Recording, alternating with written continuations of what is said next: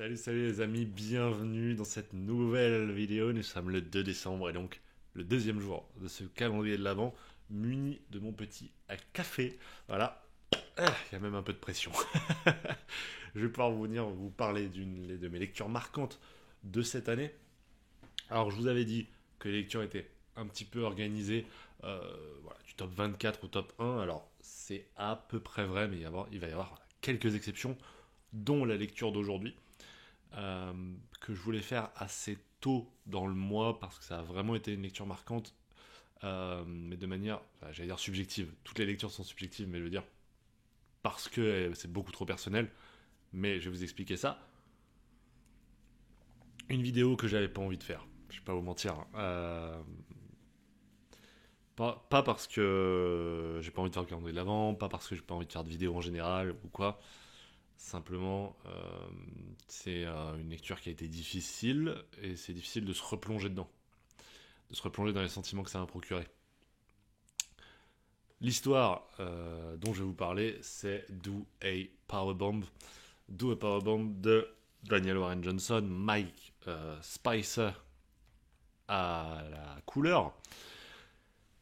Do a Powerbomb, c'est l'histoire d'une catcheuse, celle de Ua Steel Rose, qui devient très populaire jusqu'au jour où elle décède sur le ring sous les yeux de sa fille, Lona, qui va décider plusieurs années après de prendre la relève, tout simplement, de sa maman, de devenir une catcheuse, et va se voir proposer un deal, celui de participer à un tournoi surnaturel, démoniaque, avec comme récompense à la clé, ni plus ni moins qu'une résurrection, qu'elle compte bien utiliser, du coup vous l'aurez compris, pour sa maman.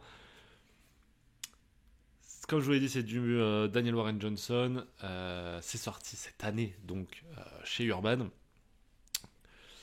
Et quand c'est sorti, ça m'a pas du tout intéressé parce que c'est du catch.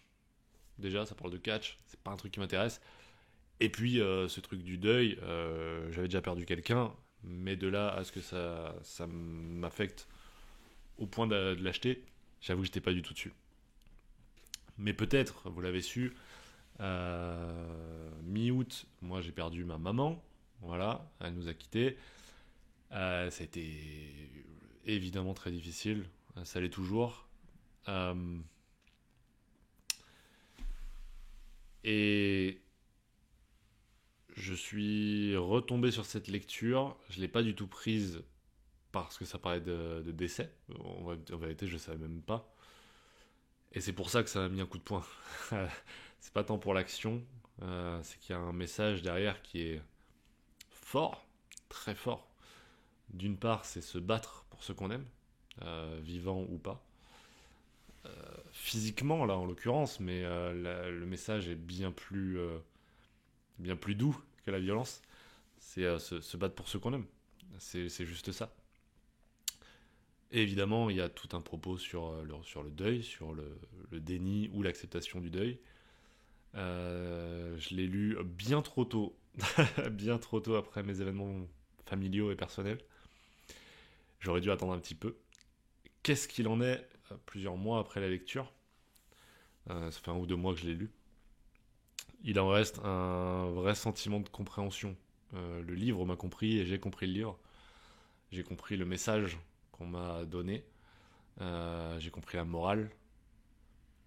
J'en suis pas là, ça c'est clair. C'est une lecture qui va rester dans ma tête.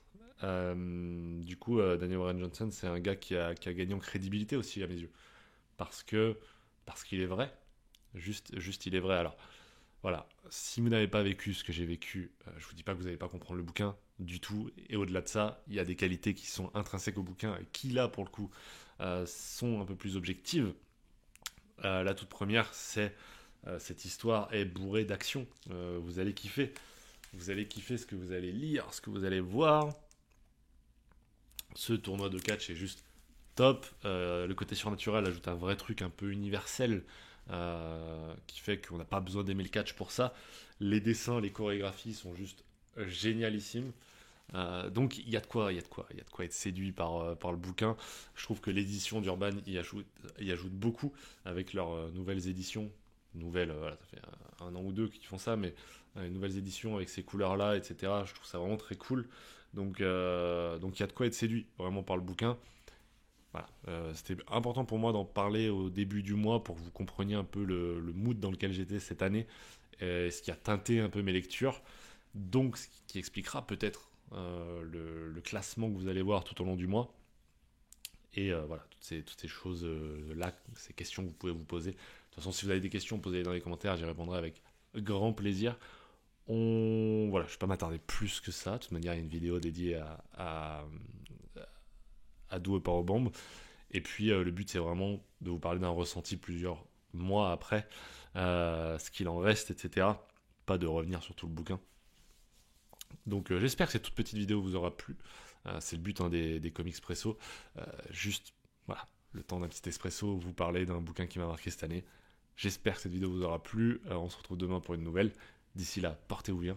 Prenez soin de vos proches, ça n'a jamais été aussi important. Ciao tout le monde.